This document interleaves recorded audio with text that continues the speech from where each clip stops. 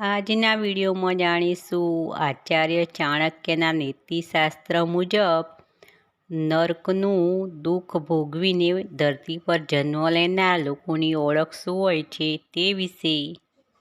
આચાર્ય ચાણક્ય તેમની નીતિશાસ્ત્રના લીધે આખી દુનિયાભરમાં પ્રચલિત છે અને આ આચાર્ય ચાણક્ય રાજનીતિ અને કૂટનીતિમાં માહિર હતા. એમના વિચારો અને કથનોનું પાલન કરીને ચંદ્રગુપ્ત રાજા થોડા સમયમાં જ સમ્રાટ બન્યા હતા.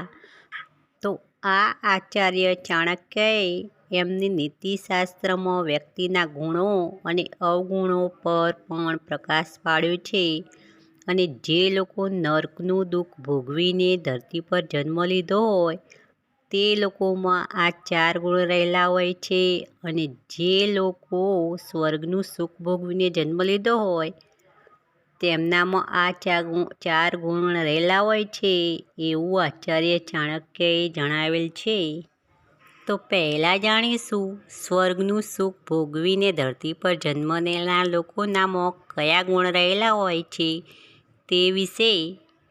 તો આચાર્ય ચાણક્ય તેમના નીતિશાસ્ત્રના 7મા અધ્યાયના 16મા શ્લોકમાં જણાવે છે કે જે લોકો સ્વર્ગનું સુખ ભોગવીને ધરતી પર જન્મ લે છે તે મનુષ્યનામાં આ 4 ગુણ જોવા મળે છે. તો પ્રથમ નંબરે મધુરભાષી હોય છે, એટલે કે એમની વાણીમાં વિનમ્રતા હોય છે. બીજા નંબરે લોકોનું દુઃખ સમજતા હોય છે અને તેમને દાન પુણ્ય કરવાની પણ ભાવના હોય છે. નંબર 3, તેઓ ભજન કીર્તન કરનાર હોય છે, એટલે કે ભગવાનનું સ્મરણ કરતા હોય છે અને પૂજા અર્ચના પણ કરતા હોય છે.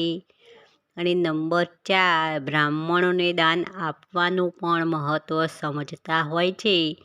તો આવા લોકોની ઓળખ એ છે કે તેઓ સ્વર્ગનું સુખ ભોગવીને ધરતી પર જન્મ લીધો છે. અને નર્કનું દુઃખ ભોગવીને ધરતી પર જન્મ લેનાર લોકોનામાં આ 4 ગુણ રહેલા હોય છે. તો નંબર 1, કટુ વચન બોલનાર હોય છે, એટલે કે બોલવાની સભ્યતા હોતી નથી, ખરાબ વચનો જ બોલે છે. નંબર 2, નીચ લોકોની સંગતિ કરે છે. અને નંબર 3, પરિવાર અને મિત્રોથી વેરભાવના રાખે છે, એટલે કે દરેક મનુષ્ય પ્રત્યે તેમને દુશ્મનાવટ હોય છે.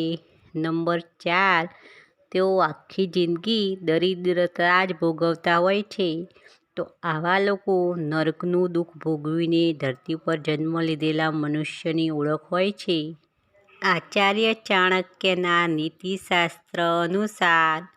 તો મિત્રો, આ માહિતી સારી લાગી હોય તો એક લાઈક અવશ્ય કરવું, બીજાની સાથે શેર પણ કરો અને આવા નવા વિચાર જાણવા મારી નવી વિચારધારા ચેનલને સબસ્ક્રાઈબ કરો. ફરી મળીશું નવા કોઈ વિચાર સાથે નવી વિચારધારામાં.